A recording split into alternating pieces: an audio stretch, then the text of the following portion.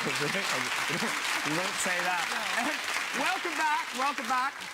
You catch me engrossed in my lovely gift from Michael. It's a Walton's calendar. There. Yes, and look. You see? And look, and there's the woman that Livy was based on, Earl Hammer's mother. Do you see? Ah. Thank you for this, and thanks to all of you, because you've been sending me in stuff too. Lots of calendars. Sadly, the calendars you've chosen to send me aren't quite as tasteful as Michael's. No, a lot of them are those kind of stupid nude calendars. You know, the sort that organisations and societies put together. The Women's Institute started it, and please will someone stop it. I mean, some of them make sense. Some of them make sense. Like, here's Newbury Women's RFC, right? And you think that's quite a sexy idea. But then you do sort of think to yourself, why have British farmers chosen to do it? It says support British farmers. And frankly, I think some of them do need a little support.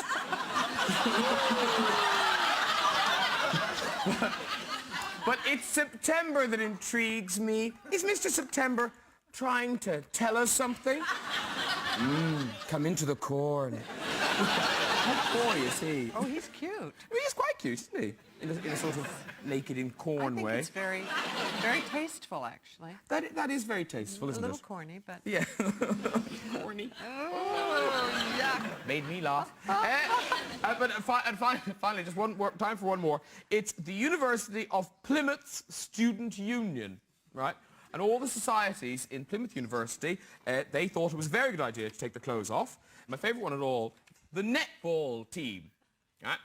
Now, do you think that woman wasn't that keen to join in?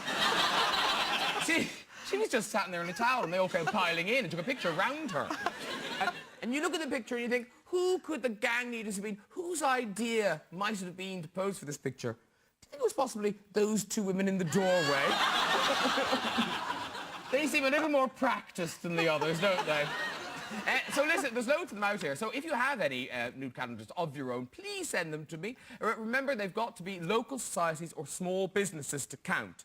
And, of course, glamour must be out of the question. Oh, hello. I'm Little Mouse. I'd like to introduce you to a great lady. Oh, God, my nose itches so much. I'd like to introduce you to a great lady who looks after small furry creatures like me who could die and no one would care. Please, welcome to the Sober Norton Show, the vet of the moment, Trude Mostue.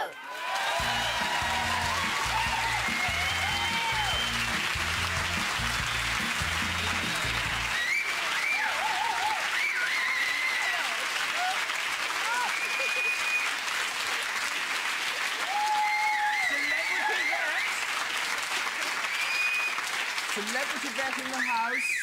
Now, you won't have seen all... She doesn't look like my vet. She doesn't look like anyone's vet. No. That's why she's on television and famous. It's true, the pretty thing. But now, Trude, you are pretty. You are very pretty. And I wonder, what was the moment in your Norwegian girl, child fantasy thing when you thought, I know, I'll stick my hand up cows for a living? It's a bit more to being a vet than doing the bottom thing, you know. It's a big part of it, yeah? It is, isn't it? Yes, it is. And you want to talk about it, don't you? Well, we do. Yeah. Basically, you know, every time being interviewed, men likes to talk about the anal area and the testicular area. That's men. So let's just start straight away. Well, no, because you are slightly, not obsessed, but you do seem... I mean, did you do very well in your castration exams at vet school? Because you do seem to specialise in that area. I enjoy it, yeah. Honestly, keep running, everyone. You know, if she catches them, off. Right, yeah, well, sort of. But it's just one of these things I do a lot in my profession, and it's just an easy thing to do, and... I don't know what else to say. But now, this week, we saw you did a camel. Oh, yeah. Was that your castration golden grail? You know, that was really good, because Yeah, that was great. They were really big. But it's not the size that I'm worried. It's not the size that fascinates me, but it do... okay, I'm digging. That I've been doing all kind of animals, you know. I think I had been in England a couple of weeks before then, and I'd done gerbils and guinea pig, squirrel. Don't ask me why I did a squirrel. Well, I was meant to. And then suddenly I was in Africa, and I got my hands on some camel testicles. And actually, they saved them for me because I got a little collection. So they freeze it. And it's not bad. People eat them. I collect them. It's not bad, Graham. Dear you. Join us here on Channel 4, literally talking bollocks. Yeah.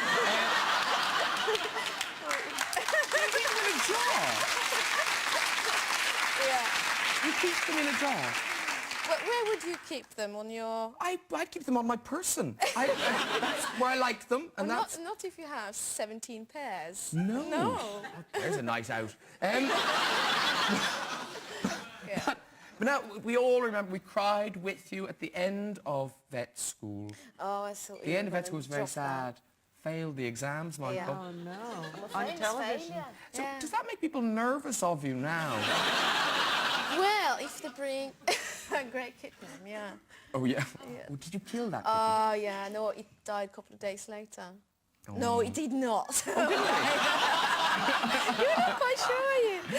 No, I had to Kittens die. That happens. You know, I mean, that was classical, you know. People very often ask me, what's the difference between Norwegian attitude to pets and English attitude to pets? And that kitten thing, you know, when it was shown here in England, I got awful letters. I had to go on points of view with Anne Robinson and everything and say, no, it's a lie. And I had to hold the cat up, look, it's fine. And then it was shown in Norway. No one mentioned a single thing. It was Really? quiet. Yeah, it was quiet. Oh, but sometimes, when people bring in a mouse or a gerbil or something and it's ill, do you just think, oh, buy another one?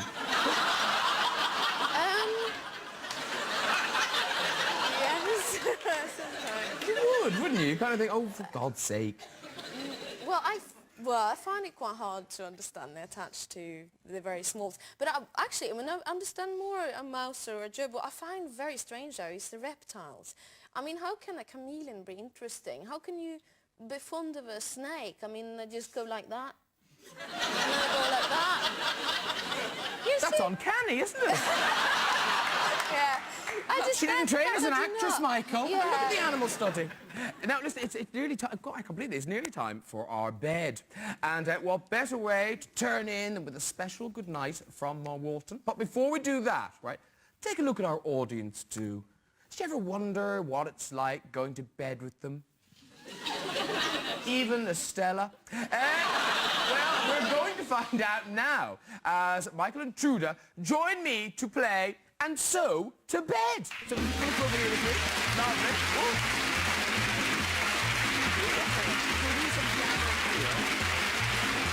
Now, I do like this. I think Tracy Emin nearly won the Turner Prize for something very similar. We asked everyone in the audience to bring in things they had in their bedroom. Okay. You know, be it night dresses, nice attire, whatever. So we're just going to go through them now. Who brought in that? Who sleeps in that? Estella! No!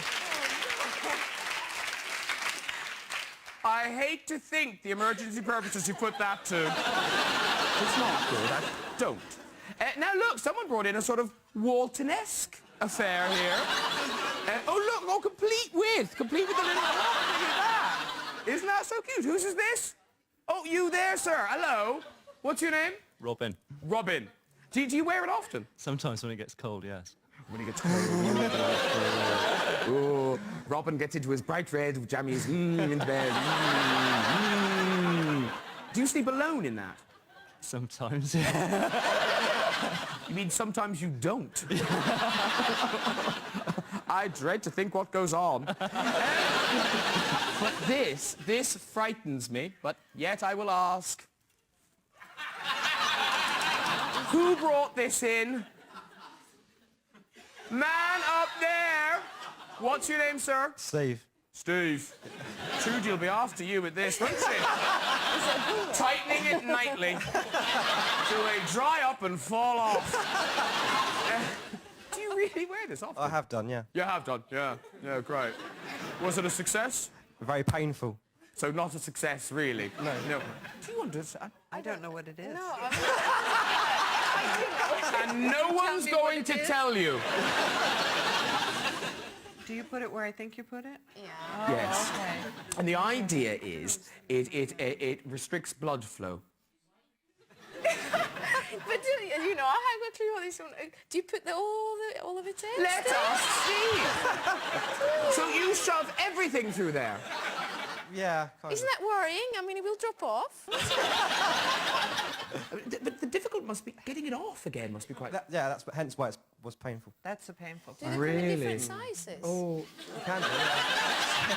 Well, that's not good enough, Trude. You have been working with animals for too long. I was going to talk to these teddies, but I don't think I can now. I think there is some teddy abuse needs to be reported here. Who owns this? Oh, no. Oh, it's a boy. Yeah. See, everyone's going to fall in love with him now because he has a teddy. What His has he name's done to Tim. it? Tim the teddy. Tim. It is Tim the teddy. What's your name? Lionel. Lionel. You didn't think somewhere in your childhood it might have struck you good idea to swap those names? Because Lionel's fine for a bear. Do you know, in a bitter Teddy irony, he's blind in one eye and the ear covers his other. Who has worse Teddy luck than Tim? Thanks for bringing all this rubbish in. Now, I think we should have finalists. I think the poor man who wears these to bed, Lionel and Tim, bestest friends. And then, of course, Steve's ring. All right. So, on a count of three, I want you to shout out on which is the best thing that's been brought in. Shout now!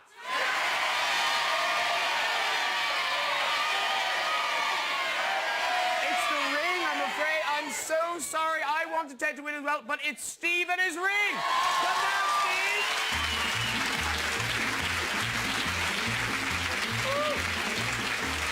Well done, sir.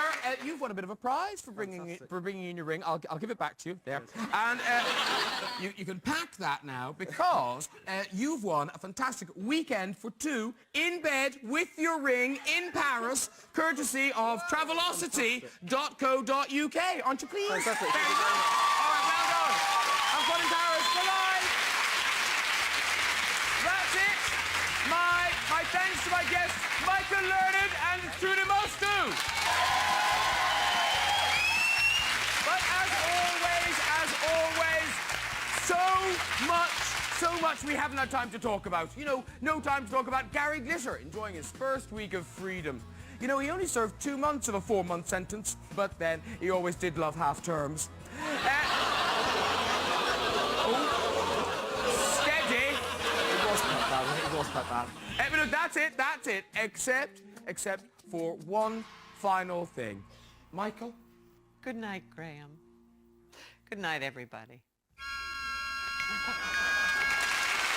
Good night!